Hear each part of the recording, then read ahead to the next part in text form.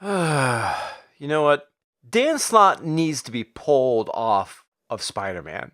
I think it's been a really long time since I've read a good Spider-Man book that I don't even know what it looks like anymore. But what I can tell you, this is not it. Seriously. And the more I think about it, the more and more angrier I get about this. So this issue takes place after Parker confronts Doc Ock and he decides to destroy his own company to prevent it from falling into the hands of Doc Ock. And that is so fucking stupid. It's lazy. It is really fucking lazy. Now, I'm sure Dan Slott could have come up with a better solution to this problem if maybe he stepped away from Twitter for 5 minutes to stop complaining about Donald Trump or fans or some other horse shit. Seriously, Dan, you are supposed to be a professional. This is some fucking hack job, lazy writing. And I haven't even got to this book yet. Fuck, dude, I have seen better fan fiction than this. This is terrible. And what pisses me off is that this is technically competent. The writing is not terrible. It's just the thought process behind it is lazy. There's nothing in here that I can say is cringy. This book is about shitting on Peter Parker, and there are jabs in here directly aimed at the fans. You've probably seen it already. It's the whole "ask me about my feminist agenda" t-shirt. Now, I'll be honest with you, I'm not outraged over that, simply because I know what Slott's trying to do. It's just dumb and fucking petty. And at the end of the day, it makes me not want to read Spider-Man. And I like Spider-Man. When I was a kid growing up, I watched the 70s cartoon. I loved it. I'm sure it's pretty fucking retarded now, but I loved it. And that was my first connection to Spider-Man. And then you had the TV show in the 90s. You had the stuff by Todd McFarlane, which was fantastic. And now we have Dan Slott, and that is depressing. So this issue opens up. Peter is crashing at Mockingbird's place because apparently he has no place else to go. He's coming off as that lazy friend of yours that's been couch surfing for like the last 2 years. For whatever reason, he can't get his shit together. As I said before, Peter is a smart guy. Now, I can understand him being down on his luck because of things going very poorly and relying on friends and whatnot. But this makes him look like an incompetent fool. At best. So here we are, we're getting the huge fuck you from Dan Slott to the fans. Because of the whole "ask me about my feminist agenda" t-shirt. And here's another thing too that really bothers me about what's going on with Bobby.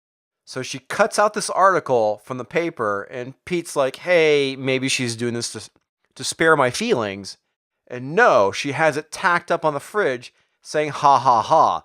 It's like, seriously, fuck you, man. You're supposed to be my friend and you're doing this shit? Especially when I'm in a very vulnerable state? You are a terrible person. It's been a while since I've read a Spider-Man book. Dan Slott honestly has been a huge turnoff, and I have forgotten how bad of a writer he has become. I have no idea what's going on with Harry. I don't know why he changed his last name from Osborn to Lehman. I don't know why he got back together with Liz Allen. It seems like a really dodgy reason because the Dome was over New York. They were trapped together and they managed to rekindle their relationship. Again, lazy. The laziest of explanations. Peter goes to confront Joe Robinson about the article that was written by him. And I kind of think that, in a way, Dan Slott is roasting his own work here. Because what Joe says here is actually pretty spot on. Someone who is in over their head and not ready to take the reins of a global tech company, a man who let down millions of employees, customers, and the world. Part of me makes me feel like Dan Slott's talking about Marvel here. Working class men and women, no different from your Aunt May and Uncle Ben. You let them down, and I wrote those things, Peter, because they're true. This should not exist. This should not have been Peter's fault. I can't comprehend why he did it, other than the fact that Dan Slott is being lazy.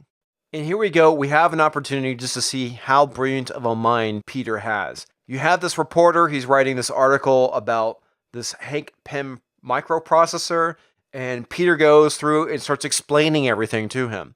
The guy is smart, he can rationalize things. He could have come up with a better solution. I know I'm really harping on this, but it really bothers me. Now, there's one thing I kind of noticed on this page that also stood out to me.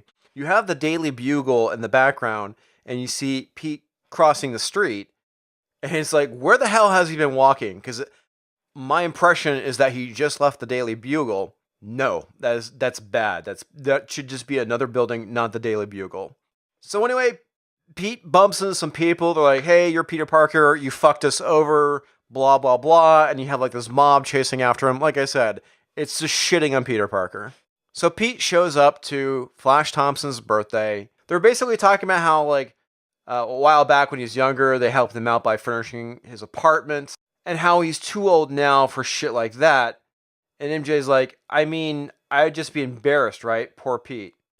And Pete overhears what's going on, and he's like, fuck it, I'm not going to show my face at this party, and decides to just go home and put his face in a pillow. Now, Peter is supposed to be dating Bobby now, and like I said from earlier, that was kind of a dick move. And if some girl I started dating pulled that shit with me, I'd be like, fuck you, I'm out of here. That is messed up. So she tries to cheer him up by going, hey, put on your costume, let's go out. They run into the Griffin, who is basically stealing empanadas, and a fight breaks out. This is, again, stupid, because he's squaring off with a villain, and he's allowing himself to be distracted by pedestrians yelling at him, and the Griffin bitch slaps him in the next week. I thought the guy was supposed to have spider senses. He would have figured this shit out with his back turned. This is dumb.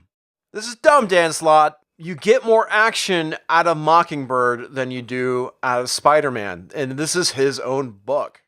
And granted, she gets the shit kicked out of her too. But ultimately, she is the one to save the day as Spider-Man is trying to prevent the Griffin from destroying this food truck. So in Bobby's fridge, she's gone and tagged like all the food that says Bobby on it, not Peter's, shit like that. I swear to God, I don't think Dan Slott has had a normal relationship with a human being before, because this is not how you treat your boyfriend. This is what shit you do to a roommate or someone you work with who eats your food. And again, this book isn't terrible. It's not like so bad, it's great, you know? It's not like reading Iceman, where I just love the hate on it. This book is simply just not good. And it's not good for all of the wrong reasons. And here is the final nail. Things are looking up, not for Peter Parker. But you know what? Forget that guy. Who needs him? Because whenever I want, I can be Amazing Spider-Man. That's kind of missing the point, Dan. The conflict of Spider-Man is Peter Parker. Because he's trying to balance the life of being Spider-Man and being Peter Parker. The guy who takes care of his aunt. The guy who is trying to date. You see this captured really well in the first Spider-Man movie back in the early 2000s. In a way, I always say that Spider-Man is supposed to be about teen angst. Things don't always go his way. And yeah, you're getting this, but not in the way I'm referring to. And the reason why is because of that he's walking that thin line between being Peter Parker and being Spider-Man. The two don't always mash up, and they cause conflicts. And for them to say, well, fuck Peter Parker, it's just like, okay, I'm done. I really am done. I'm probably not going to read another Spider-Man book until Chip Zdarsky and Dan Slott have been removed from these books. Anyway, fuck it, I'm done here. You know the routine. Like, hit that bell for notifications. If you can tolerate the sound of my voice, subscribe, share on social media, please. And until next time, enjoy your reads. Oh, I forgot to leave out, don't buy this book. Don't buy it.